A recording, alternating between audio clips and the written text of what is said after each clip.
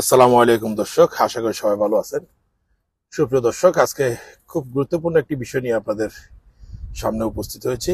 আশা করি সবাই আমাদের সাথে থাকবেন আর ভিডিওটি বেশি বেশি করে শেয়ার করে দিবেন। মধ্যপ্রাচ্যের দেশ সৌদি আরব। আমরা সৌদি আরব প্রবাসী একটা ফেজ থেকে আমরা যতটুকু দেখেছি, আমাদের বাংলাদেশি কিছু ভাই, নিরীহ মানুষ, প্রবাসী মানুষ, এরা প্রতিনিয়ত অপহৃত হচ্ছে, অপহরণ করতেছে এবং কি খুন খারাপি এসব কিছু করছে।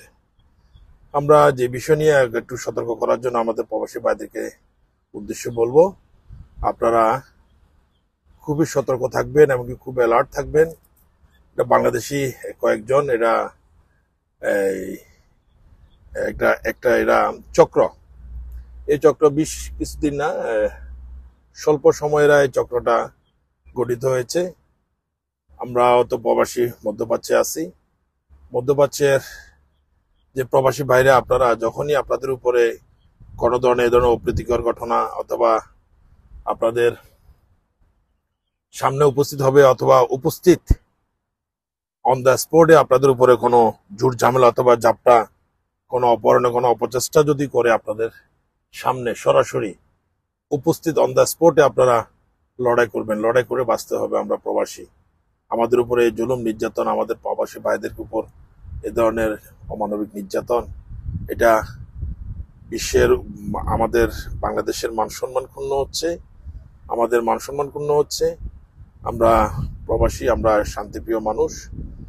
মধ্যপ্রাচ্যের আসলে এরা যারা এই ধরনের চক্রে কাজ করতেছেন, এরা অবশ্যই জানেন না যে এই চক্রের আসল ফলাফল কি। এদেশের ফলাফল হবে আপনার মৃত্যুর বদল মৃত্যু, অথবা আপনার যেই অপরাধ করবেন সে অপরাধের বদল অপরাধ আপনার উপর সংঘটিত হবে।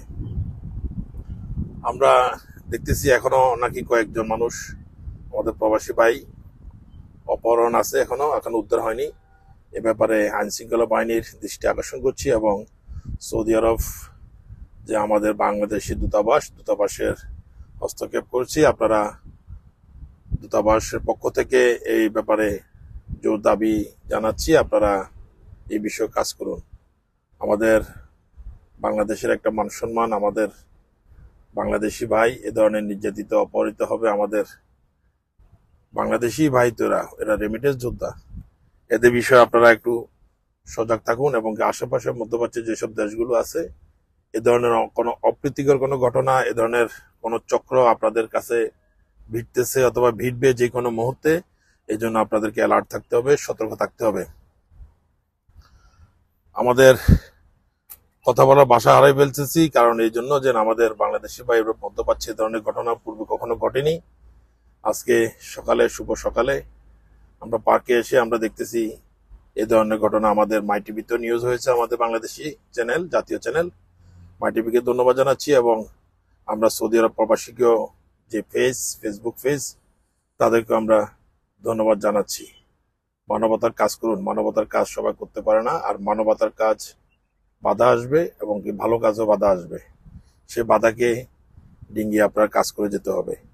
আপনারা যখনই যে মুহূর্তে যে অবস্থানে থাকুন, সবসময় অ্যালার্ট হয়ে থাকুন এবং কি এ ধরনের চক্র কোনো কিছু দেখলে আপনারা সাথে সাথে আইনের সহায়তা নিন এবং কি প্রশাসনের সহায়তা নিন। আপনারা প্রবাসী, আমরা আমাদের প্রবাসী কোনো একটা ভাই যেন এ ধরনের বিপদে পড়ুক, আমরা এ ধরনের কোনো কামনা করি না। আমরা প্রবাসী ভাই সবাই রেমিটেন্স যোদ্ধা, যার যার গন্তব্য নিয়ে একদিন পৌঁছে যেতে হবে।